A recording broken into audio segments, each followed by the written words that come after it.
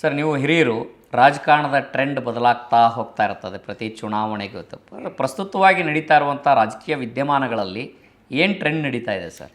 ಈಗಿನ ರಾಜಕಾರಣ ಮೊದಲಂಗಿಲ್ಲ. ಮೊದಲಂದರೆ ಒಂದು ರಾಜಕಾರಣ ಅಂದರೆ ಗೌರವ ಇತ್ತು, ಅವರು ಹೇಳಿದಂಥದ್ದು, ಅವ್ರು ನಡ್ಕೊಳ್ಳೋ ರೀತಿ ಎಲ್ಲದೂ ಕೂಡ. ಈಗ ನಾವು ಅಂದ್ಕೊಳ್ಳೋದು ದುಡ್ಡು ರಾಜಕೀಯ ಎರಡೂ ಒಂದಾದರೆ ಅದು ಎಲ್ಲೆಲ್ಲಿಗೋ ತೊಗೊಂಡೋಗ್ತದೆ.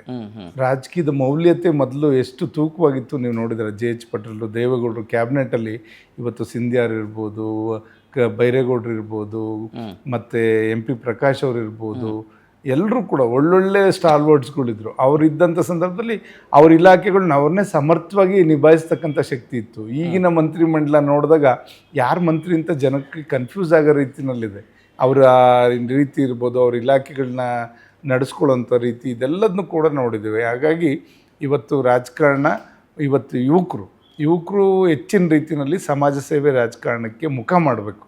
ಮಾಡಿ ಅವರ ಹೊಸ ಬದಲಾವಣೆಗಳು ತಂದರೆ ಖಂಡಿತ ಮುಂದೆ ಒಂದು ಸರಿದಾರಿನಲ್ಲಿ ಇವತ್ತು ಈ ಒಂದು ಸಮಾಜ ಸೇವೆ ರಾಜಕಾರಣ ಹೋಗ್ಲಿಕ್ಕೆ ಸಾಧ್ಯ ಆಗ್ಬೋದು. ತುಂಬ ಹಿರಿಯರನ್ನೆಲ್ಲ ನೋಡಿದಿರಿ, ಅವ್ರ ಒಟ್ಟೊಟ್ಟಿಗೆ ಕೆಲಸನೂ ಮಾಡಿದಿರಿ ಸರ್. ಇವತ್ತಿನ ಅಸೆಂಬ್ಲಿಯಲ್ಲಿ ಯಾವ ನಾಯಕರನ್ನ ನೀವು ತುಂಬ ಮಿಸ್ ಮಾಡ್ತೀರಿ ಸರ್? ಇವತ್ತು ನಾವೆಲ್ಲ ಹಿಂದೆ JH ಪಟೇಲರ ಮಾತುಗಳು, ಅವ್ರ ಮಾತಿನಲ್ಲೇ ಉತ್ತರ ಇತ್ತು. ಒಂದು ಸಲ ನನ್ನ ಬೈ ಎಲೆಕ್ಷನ್ಗೆ ಸನ್ಮಾನ್ಯ JH ಪಟೇಲರು ಬಂದರು. ಮೊದಲನೇ ನನಗೆ ಅನುಭವ.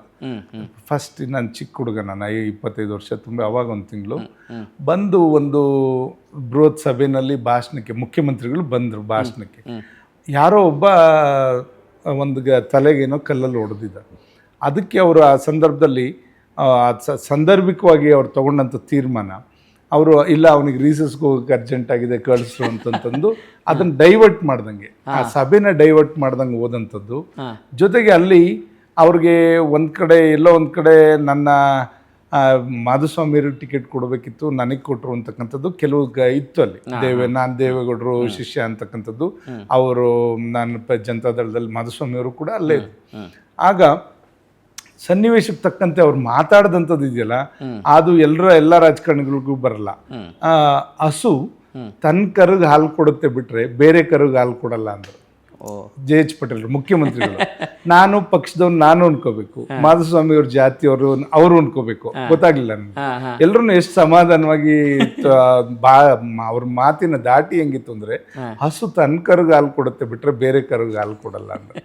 ನಾನು ಅದು ಇನ್ನೂ ನೆನೆಸ್ಕೋತೇನೆ. ಯಾಕೆಂದರೆ ಯಾರನ್ನೂ ಕೂಡ ಇದನ್ನು ಮಾಡೋದು ಬೇಡ, ಎಲ್ಲರನ್ನೂ ಕೂಡ ಸಮಾಧಾನವಾಗಿ ತೊಗೊಂಡೋಗ್ಬೇಕು ಅಂತಕ್ಕಂಥ ಮನಸ್ಥಿತಿ ಅವ್ರಿಗಿದ್ದಂಥದ್ದು ಸಂದರ್ಭದಲ್ಲಿ ಆಗುತ್ತೆ. ರಾಜಕೀಯ ಅಂದಾಗ ಒಬ್ಬರಿಗೆ ಇದು ಮೋಸ ಆಗ್ಬೋದು, ಒಬ್ರಿಗೆ ಸಿಗ್ಬೋದು, ಅವಕಾಶಗಳು ಸಾಂದರ್ಭಿಕವಾಗಿ ಸಿಗೋವಂಥದ್ದು ಇರ್ತದೆ. ಆ ಸಂದರ್ಭದಲ್ಲಿ ಅವ್ರು ತೊಗೊಂಡಂಥ ತೀರ್ಮಾನ. ಇವತ್ತು ನಮ್ಮ ಕುಮಾರಸ್ವಾಮಿ ಅವರು ಅಷ್ಟೇ, ಅವರು ಸಾಕಷ್ಟು ಜೀವನದಲ್ಲಿ ನೊಂದಂಥವ್ರನ್ನ ನೋಡ್ತಕ್ಕಂಥದ್ದನ್ನ ನಾವು ನೋಡ್ತೇವೆ. ಅವರು ಯಾವತ್ತೂ ಕೂಡ ಅವರ ಆರೋಗ್ಯನೂ ಲೆಕ್ಕಿಸದೆ ಅವರ ಸೇವೆ ಮಾಡ್ಲಿಕ್ಕೆ ಹೊರಡೋಂಥದ್ದು. ಅದನ್ನು ನಾನು ನೆನ್ನೆನೂ ಕೂಡ ಅವ್ರ ಜೊತೆ ಕೂತ್ಕೊಂಡು ಅಲ್ಲಿ ಒಂದು ಆಸ್ಪತ್ರೆಯಲ್ಲಿದ್ದರು, ಹೋಗಿದ್ವಿ ಜಿಂದಾಲಲ್ಲಿ.